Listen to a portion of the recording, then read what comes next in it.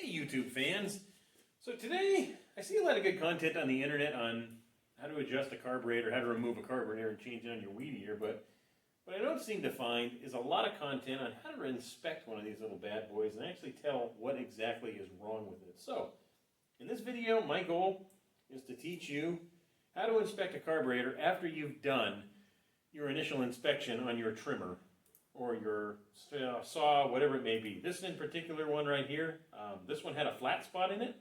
You couldn't adjust it out no matter what you did to the high and the low. The engine pressure tested fine after we did that and did the inspection on it. Everything else was good, so the carburetor is the next thing to do. And even though nowadays, if you know anything about Stihl owns Zama, which this one is a C1Q. I'm going to guess it's an S174. It's an S174. But anyways, even though Stihl owns Zama, a lot of times it's actually less expensive to just buy one of these, but a lot of times too you can get a cheap kit off eBay, and some of those cheap kits are just as good as what they would sell you at Stihl nowadays. I wouldn't suggest buying one of those inexpensive carburetors, but I would suggest buying one of those inexpensive kits if it is something you can do. So I haven't looked at this one yet, so let's go ahead and take a look at it.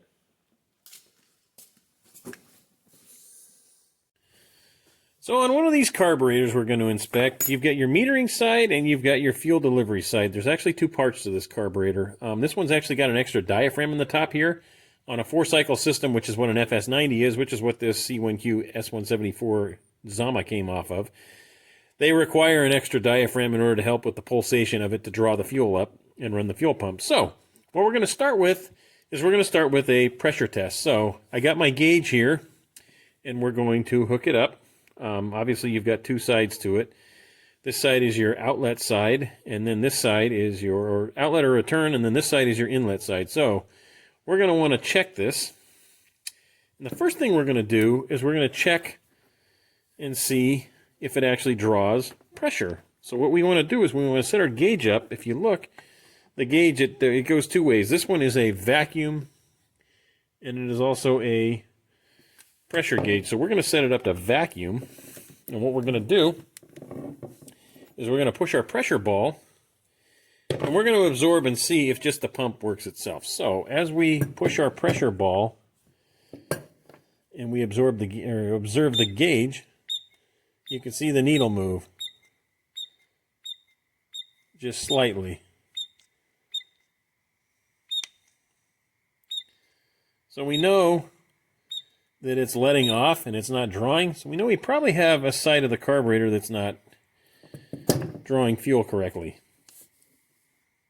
So now we're going to pressure test it. So that requires actually moving the gauge. So we're going to move it into the pressure test position, and we're going to make sure that this metering side is okay, which, as you can see, it's holding pressure and it's slowly bleeding off. Normally you want to push these up to about 1 bar, which is what we've got it at. So now we're going to go to the other side. We're going to actually check the check ball in this thing, and that's what this does, is this checks your primer bulb to make sure it's good when you pressurize it. And obviously we have a good pressure ball. It's not leaking and it's not allowing it to backflow and draw air into the system. So now that we know those are good, what we're going to do is we're going to inspect first the metering side of the carburetor.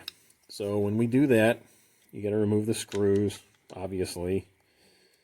What I normally do is I try to save these a little bit, but the first thing you're going to want to do is, like I said, you're going to want to remove the screws.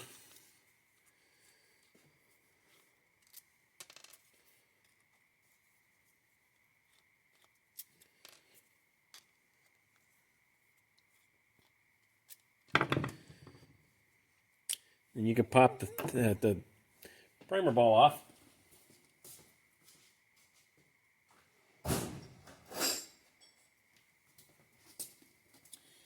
And I use the razor technique.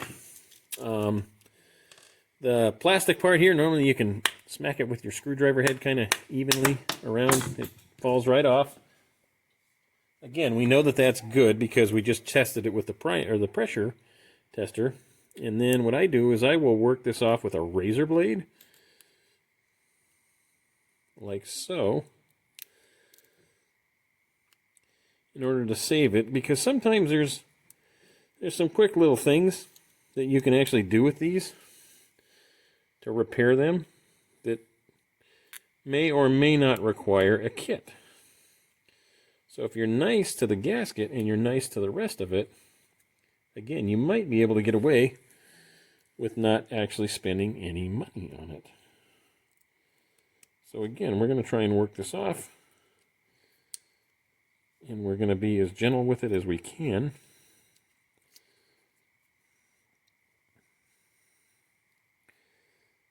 And that looks like that is, there we go. So first thing, check first, is the diaphragm isn't stiff. You can see that this one, it has spots in it. And when it has these memory spots, that's an indication that that wants to be replaced. So if you've already taken it off and that, you're going to want to replace that. But the next thing you're going to check is, you see this little tab here.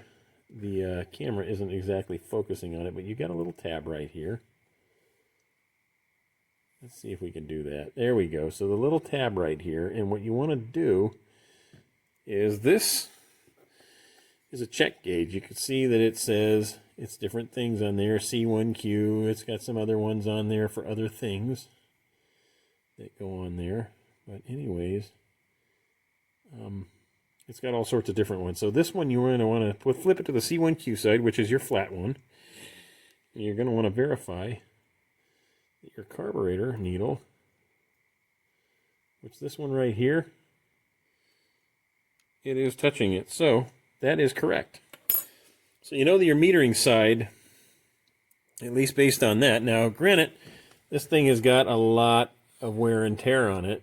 You can see that it's been pushed on a lot, so chances are good that this thing needs to be rebuilt anyways. But anyway, so we know the flat spot isn't from the diaphragm being out of adjustment, which a lot of them are out of adjustment. That will actually bend the thing that pokes on the needle seat. And when they bend, you have to rebend them back. So anyways, so first thing we look for in this, how's this diaphragm look? It looks okay. You look inside here, it's got fuel. That's a good indication that this thing probably has a pinhole in it. And it won't show up on the reading. You actually have to test that side of it. But if it does have a pinhole in it, this isn't going to work right. And if you look too, this thing doesn't have any dirt on the actual screen right there, which this is your screen.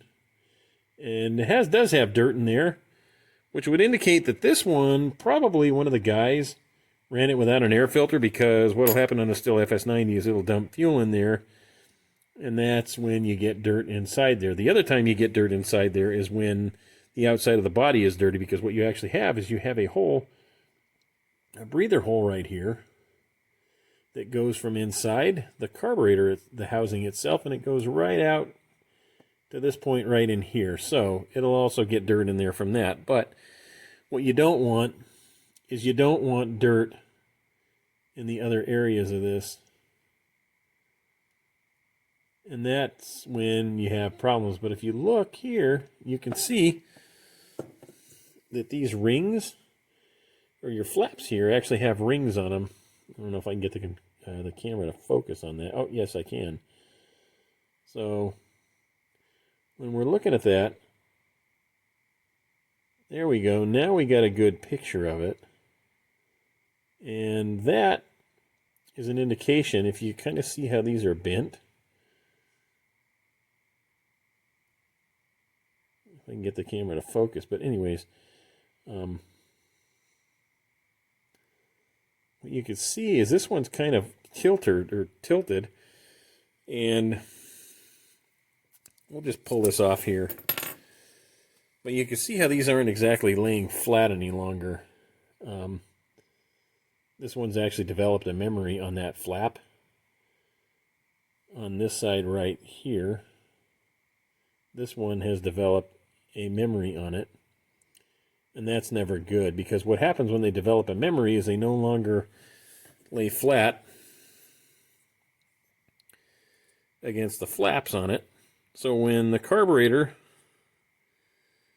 it lays on the carburetor like this to deliver the fuel to it, you can see that the flaps aren't laying on there any longer. So basically what more than likely happened to this one is this one just developed a memory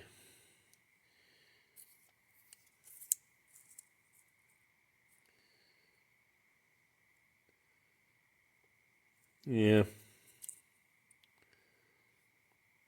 So this one basically developed a memory and your flaps are no longer laying flat on there. And that's where your flat spot comes in, because that no longer allows it to bring fuel into the carburetor. But the other thing too, why this one is getting changed out as well, is this one actually has a little bit of play in the throttle body. And if you look inside here, you can actually see the play, how it's kind of doing that. So that's not good either. When that does that, it draws in air.